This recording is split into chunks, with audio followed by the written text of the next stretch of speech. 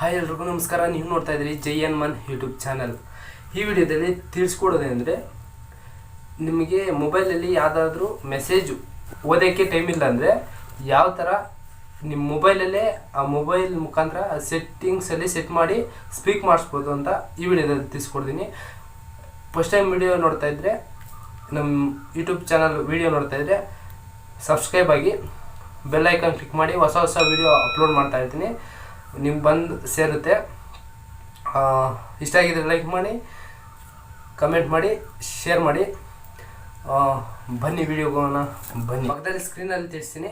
Settings open ಮಾಡ್ಕೊಳ್ಳಿ. ಮೊದಲು settings open ಮಾಡ್ಕೊಂಡು ಅದರಲ್ಲಿ ಅಡಿಷ್ನಲ್ ಸೆಟ್ಟಿಂಗ್ ಅಂತ ಇರುತ್ತೆ, ಅದನ್ನ ಓಪನ್ ಮಾಡ್ಕೊಳ್ಳಿ.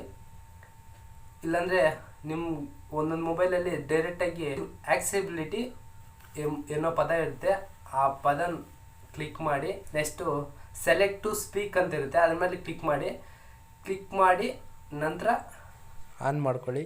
ಅದನ್ನು ಕ್ಲಿಕ್ ಮಾಡಿದ ತಕ್ಷಣ ಅಲ್ಲಿ ಕೆಳಗಡೆ ಒಂದು ಮನುಷ್ಯನ ಚಿತ್ರ ಕಾಣಿಸುತ್ತೆ ಚಿಕ್ಕದಾಗಿ. ಅದ್ರ ಮೇಲೆ ಕ್ಲಿಕ್ ಮಾಡಿ ಒಂದು ಸಾರಿ ಅದು ಆಫ್ ಮಾಡಿದ್ರೆ ಅದು ಸ್ಪೀಕ್ ಮಾಡುತ್ತೆ. ನೀವು ಕನ್ನಡ ಆಗಲಿ ಯಾವ ಭಾಷೆನಾಗಲಿ ಸ್ಪೀಕ್ ಮಾಡುತ್ತೆ.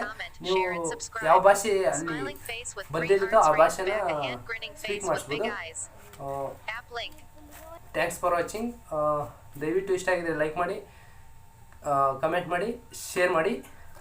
ಥ್ಯಾಂಕ್ಸ್.